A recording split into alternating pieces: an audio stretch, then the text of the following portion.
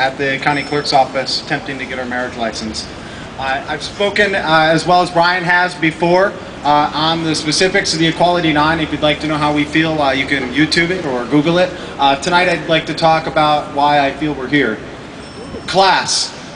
This is really why we're here today. What are the demands of the queer movement? One demand is the end of housing discrimination. Yes. However, renting property or being denied housing due to one's gender, preference, or orientation is not an issue of the 1% who own nearly half the wealth in this country. That's right. The end of employment discrimination. This is an issue for the working class. Yes. The rich are not affected by the fact queer people can be fired in more states than not simply for who we are or how we are perceived to be. You and I are.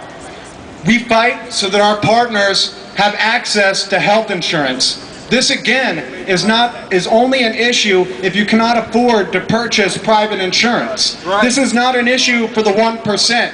This is an issue for us, the 99%. Yes. We demand Social Security benefits for surviving partners.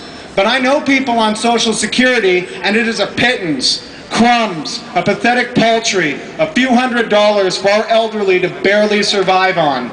Are rich people concerned with their partners having access to a few $100s a month after the death of one partner? Hell no. 400 families have nearly half the wealth of this country. As long as there is an upper class and a lower class, as long as there is rulers and ruled, there will be a struggle between those classes.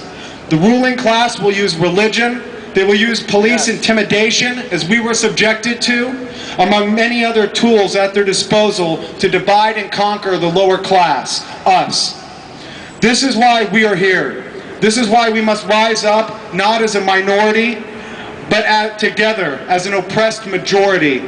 Our freedom of speech will not be impeded upon without struggle. Equal access to civil contracts will not be denied us without a struggle. Until this system is equal and fair for all people, expect resistance.